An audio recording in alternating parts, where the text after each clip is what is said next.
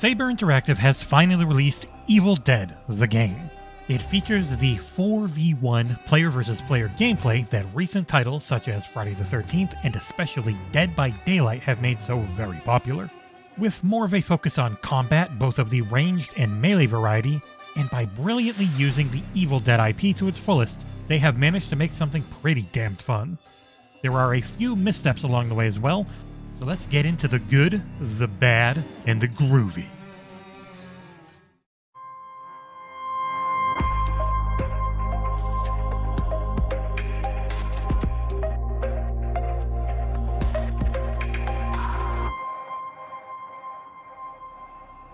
Evil Dead, originally released back in the age of the dinosaurs for today's Zoomers at least, aka 1981.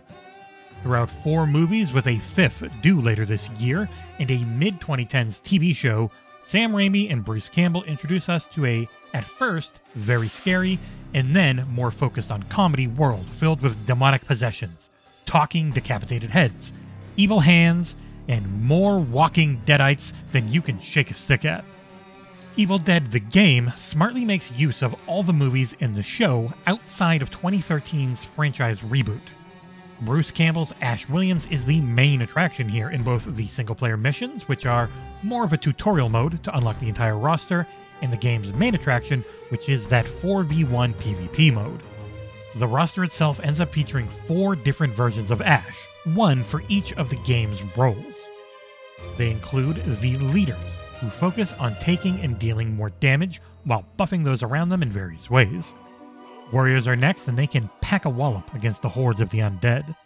Hunters rely more on their wits to banish the dark, and finally support, who support the team. With Ash, you get a version of him from Evil Dead 2, Army of Darkness, and Ash vs. Evil Dead, which is the TV show.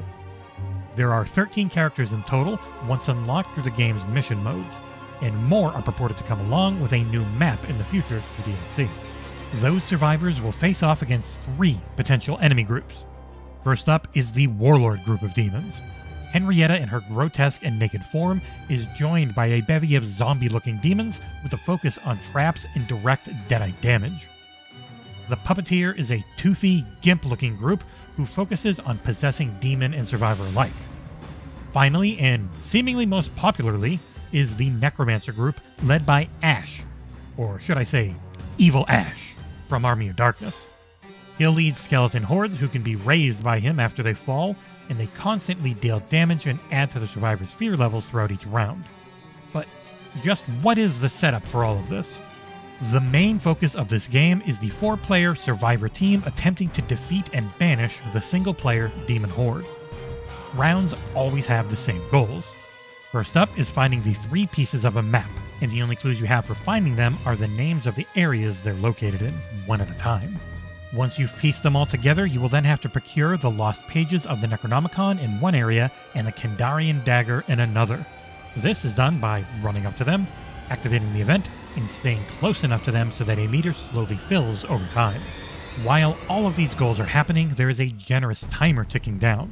If this ticks down to 0 before you have the pages and dagger, then the survivors lose. If you get these 2 items, then you will need to use the dagger to banish the Dark Ones, a group of demons who are protecting and fighting over the Necronomicon. If you can successfully hold down Y near them long enough to essentially Ghostbusters beam them back to hell, then it becomes your turn to protect the Necronomicon until the short timer reaches 0 and the book's power sends all the demons back to whence they came. It sounds like a lot, but it's always the same goals, so you quickly get used to the flow of a map. Playing almost entirely with match-made groups, the matches themselves generally played out a few ways for me. If we were sticking together, we could quickly find the pieces of the map, while stocking up on the weaponry and use items littered around it. If all 4 players ended up running in different directions, the player-controlled demon could far more easily harass us until our fear meters went high enough that we were able to be possessed, and then things would get real ugly. To lower that fear meter, you need to stay close to both your teammates, and you can also find or create sources of light. The map is filled with houses and businesses that can have a mix of ranged and melee weapons, along with amulets that refill your shield, or soda that refills your health meter, among many other things. There is also a per-run upgrade system for demons and survivors alike. Demons gain levels from performing actions, and players need to find supply crates that will drop upgrade points for each survivor. Each character has things that they excel in, and finding good group comp can make the early game a breeze if you're facing off against a low-level demon player.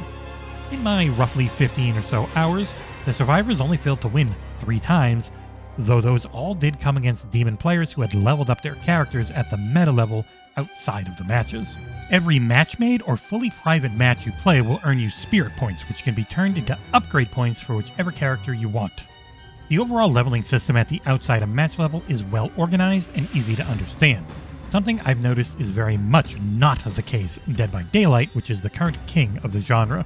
I played a lot as the demon, and after a few upgrades, my Henrietta-led horde became noticeably more capable at both dealing damage and raising fear levels. Matches tended to last between 20 and 30 minutes, and the grind for meta levels was a bit long but still felt rewarding overall. And if every survivor dies, they lose, and the game can be played with 4 human survivors versus AI as well, but that won't gain you any experience. Gameplay-wise, this is much in the style of Evolve, with its emphasis on action, at least as the survivors. The demonic entity is generally in a wraith form, straight out of the movies though. Playing as a demon, you will fly around the map at a rather high speed and invisible, as you pick up infernal energy and set a lot of traps. My best strategy as a demon would be to ignore the survivors in the very early game and instead trap around every single place I could that had the book, pages, and dagger. These traps can both deal damage and scare the survivors so that their fear meter rises quickly and they become susceptible to possession. On the survivor side of things, it is a third-person action brawler. You'll pick up various ranged weapons from revolvers to boomsticks, and melee weapons such as hatchets and chainsaws, which are Ash only on the latter. Combat is deliberate, and at first, your ability to dodge is really limited. You want to main a character as the upgrades will make an enormous difference as time goes along, and the player pool is filled with more and more high-level characters. I wouldn't say the combat is great at any point, but it's better than average for the genre and feels fine most of the time. It can be frustrating though in the single-player missions. With 5 available at launch, these missions can unlock multiple characters and voice recordings.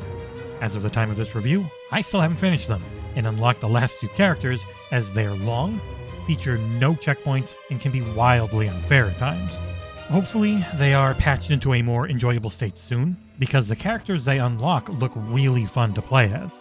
The game also features either the actors themselves or sound-alikes voicing lines, which is great fun until you hear the same sound drop for the 400th time that round. Graphically, the game looks average at best. It is a muddy and grimy looking one. The lighting system works well for the dark settings, but a lot of the texture work for the environment and some of the enemies looks decidedly last gen. One area which does look damn good is the Deadite deformation tech, which is appropriately horrific with limbs and chunks of flesh flying off in all directions as you deal damage to them. The music is appropriate for the Sam Raimi-led part of the franchise, and I never grew old of the main menu theme despite it being rather short and on a constant loop. The game also features crossplay between Xbox, PC, and PlayStation, which is very happily becoming the standard nowadays. In conclusion, Evil Dead the game is pretty damn fun.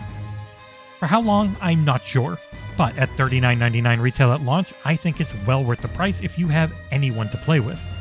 Heck, even solo, I loved playing as the demon and terrorizing at least 2 and sometimes 4 versions of Bruce Campbell. Post-launch support will help this title sink or swim in the long run, but at launch, this Deadite by Daylight is a damned good time.